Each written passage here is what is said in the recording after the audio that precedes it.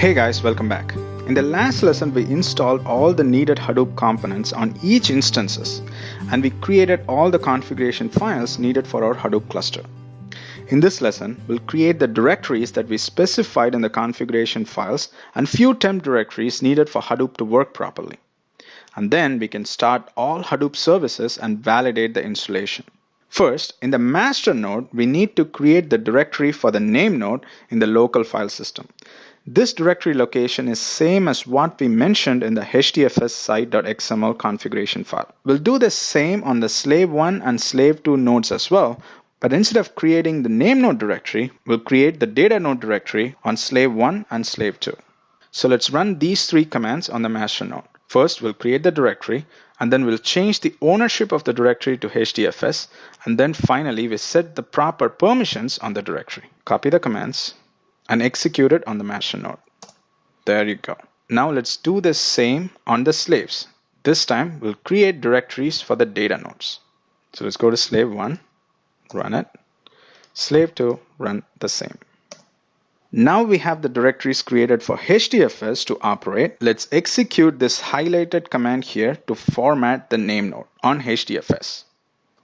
So copy this command, go to the master and execute it. Before we start the name node or HDFS, we need to format the file system, and that is what we are doing here. As you can see here, the storage directory data1 dfsnn has been successfully formatted.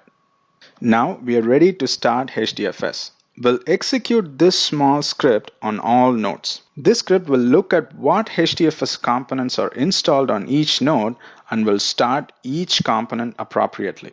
For example, it will start the name node on the master, data node on slave 1 and slave 2, and secondary name node on slave 2. So let's go ahead and execute this command on all the nodes. Let's first do it on the master. So it's first starting the name node, which is good. And we got a successful confirmation saying that the name node is started successfully on the master. So let's go ahead and execute this on slave 1. First, the data node is being started now. The data node is now started, and now since we have configured secondary name node to run on slave 1, secondary name node is now being started. We got the confirmation that both data node and secondary name node are successfully started on slave 1. So let's execute the command on slave 2. This will start the data node on slave 2. Now we got successful confirmation that the data node is successfully started on slave 2 as well. This is the HTTP URL for our name node. So let's check this out. As we can see, we have an active name node, which is a good sign. And you can also see the version of CDH we are running. We are running CDH 5.4. Let's go to the data nodes tab. And there you go. We see our two data nodes which are in service and operational. We don't have any failures at this point, which is good news. So we have a good HDFS running at this point. Now that our HDFS is fully functional, we need to create the temp directory, user directory, and history directory, and directory for logs in HDFS, and assign proper permissions. And since the logged in user is Ubuntu, we'll create a directory for user Ubuntu. So when Ubuntu logs in, the home directory in HDFS will be /user/Ubuntu. So let's first create the temp directory on HDFS. Since you're going to create a directory on HDFS, you can execute this command on any of the three nodes. But I'm going to execute this from the master. There you go. The temp directory is now created on HDFS.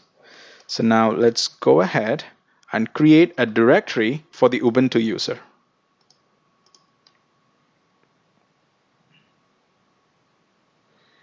Now a home directory for the user Ubuntu is now created, which is /user/Ubuntu.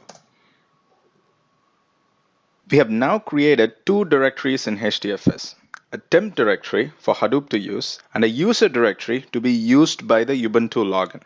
So now let's go ahead and create one more directory in HDFS for the history server to use. The directory will be created under /user and the directory will be named history. So let's go ahead and do that.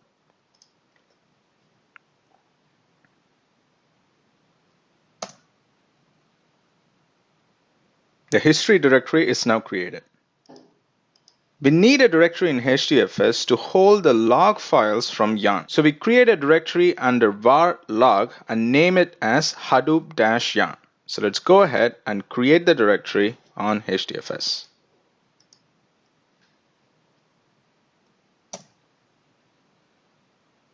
So far we have been creating the needed directories in HDFS. Now, just like we created the data node directories and name node directories in the local file system for Hadoop to use, we need to create the directories for yarn in the local file system. Here we are creating two directories for yarn, yarn local and yarn logs. This is exactly the directory location that we specified in yarn site.xml file during configuration. Once these two directories are created, we are going to make yarn as the owner for these two directories. So let's go ahead and execute this on all three nodes. I'm going to first execute this in the master, and then on slave 1, and finally on slave 2. Now we have HDFS, which is fully functional. We have created all the needed directories for Hadoop to run successfully. Now it is time to start our resource manager on the master instance. As you can see here, it's a very simple command. All you're saying is service, and you're specifying the service that you would like to start, which is in this case Hadoop Yarn Resource Manager, and then you're saying start. But before we execute a start on the resource manager, let's do a stop just to make sure that the resource manager is completely down before we attempt to start the resource manager. So let me copy this and execute this from the master, because in our configuration we have configured resource manager to run from the master. So I'm first going to say stop. Now the resource manager is completely stopped, so let's go ahead and say start. There you go. We got a successful started message from the resource manager. Now, let's do the same thing on all the slaves, that is slave 1 and slave 2, but this time we'll start the node managers. Before we start the node manager on slave 1, let's stop the node manager just to make sure it's not already running. And if it is running, we will just stop it. Okay, I see an error here which says Java home is not set and could not be found. I know what the problem is. Remember, during the cluster configuration, we said the Java home has to be set on the BigTop detect Java home script, which we did in the master, but we forget to do it on slave 1 and slave 2.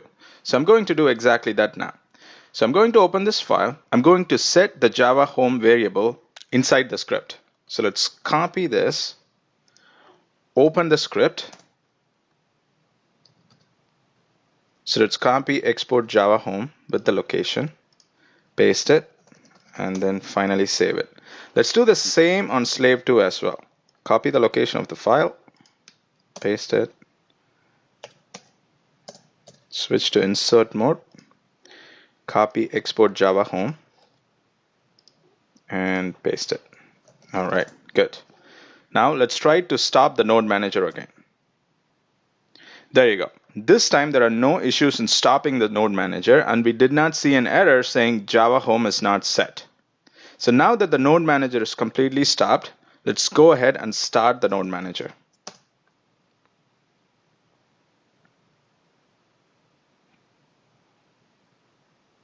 We got a successful start of the node manager. Let's do the same on slave 2 as well. So let's copy node manager. So I'm first stopping the node manager. There are no node managers to stop, so that is perfect. So let's go ahead and do the start. The node manager is now started on slave 2 as well. So now we have HDFS fully functional, we have resource manager that is running on the master, and we have node managers running on both slave 1 and slave 2. Which means we have successfully started the MapReduce framework on our new Hadoop cluster as well. Before we go ahead and validate the cluster, let's start one more service, which is the history server service, which will hold the history of all your application executions. So here's the command to start the history server, and this service will be run from the master. As always, we'll do a stop first before we do a start. The history server is now stopped. So let's go ahead and start it.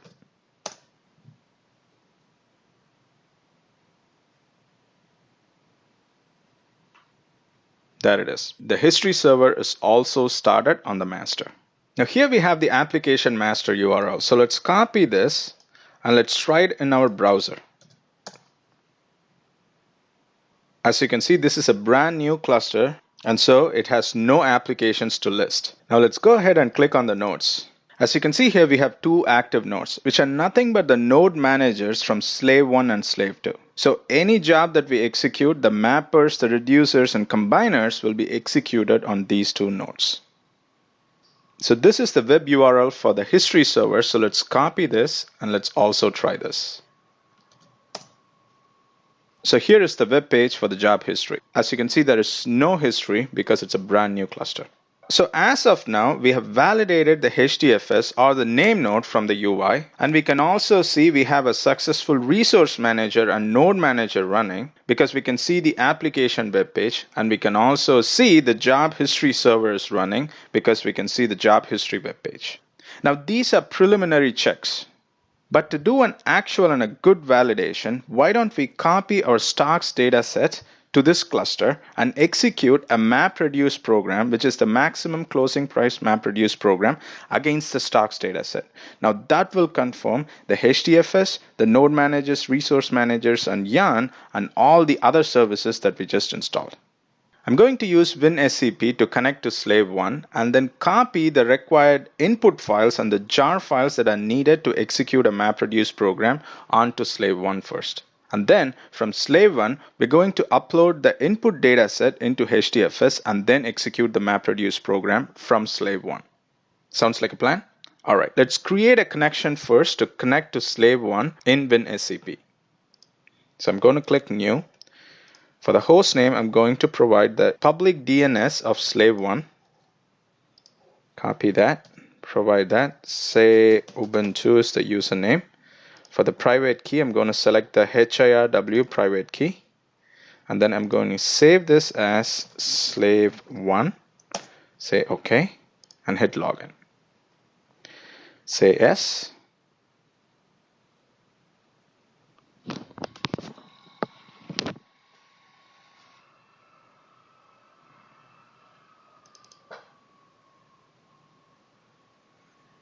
So we have now connected to slave 1.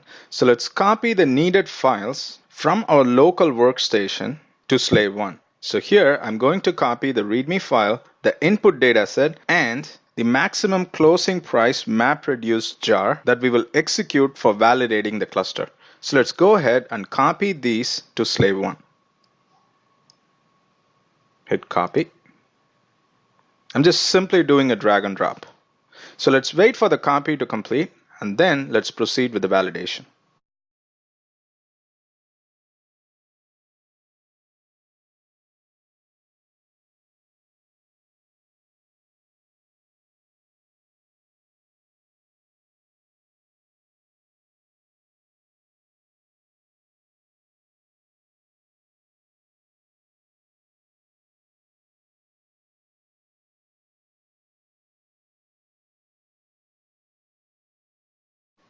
Now we have copied all the needed files to validate our cluster.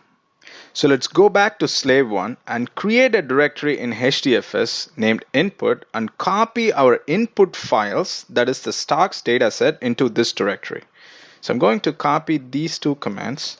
I'm going to go to the slave 1 and I'm going to execute on slave 1. So we have created a directory on HDFS, and now we are going to copy the stocks dataset into the input directory that we just created in HDFS.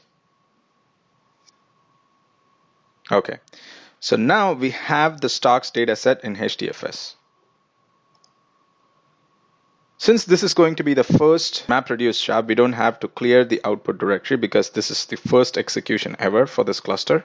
So I'm going to copy this Hadoop jar command to execute the maximum closing price MapReduce program on the cluster. So I'm going to copy that. I'm going to execute this on slave 1.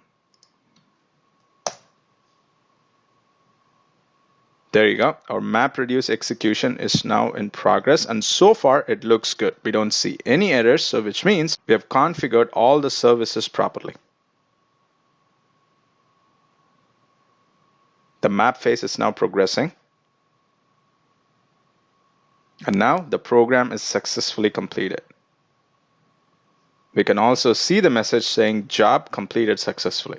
So that's a very good sign. Now let's go ahead and print the output from the MapReduce execution. And here it is, the maximum closing price for each stock symbol from our dataset. Let's also check the application's web UI. And there you go, our first ever application on our newly created server. So here's the application, so let's click on that. And as you can see, it finished successfully. So now we have successfully validated our Hadoop installation. Before we wrap up this lesson, I wanted to point out one important thing. So if you let the instances running, you will be charged by the hour by AWS. If you don't want to use these instances anymore, make sure to terminate the instances by selecting the instances and go to Action, Instance State, and Terminate. This will remove the instances from the account, which means you cannot use the instances again. If you wish to rather stop, you can do so, but when you're starting back those instances, you will be assigned new public DNS and new private DNS, which means your configuration files that you have would still be using the old public DNS and the old private DNS, and your Hadoop installation will not work properly. But if you do a reboot, the public DNS and the private DNS will remain the same for the reboot. But again, if you're not going to use the instances anymore, the safest option to do is to terminate the instances so that you don't incur charges by keeping the instances running. So to summarize, in the last series of lessons, we went from looking at the basics of AWS, we created 3 EC2 instances, and we manually downloaded every single component that we would like to install from Cloudera's repository, and then we installed and configured every single Hadoop component ourselves. And finally, once the configuration is complete, we started our Hadoop installation. We did some preliminary checks, and then finally we validated the cluster end-to-end by running a MapReduce program against our stocks dataset. And we were able to successfully execute the MapReduce program, which confirmed the successful installation of our cluster. I strongly recommend you try the same procedures and steps that I showed you in this last 3 lessons by yourself, so that you can get a hang of it. With that, let's wrap this lesson. See you in the next lesson.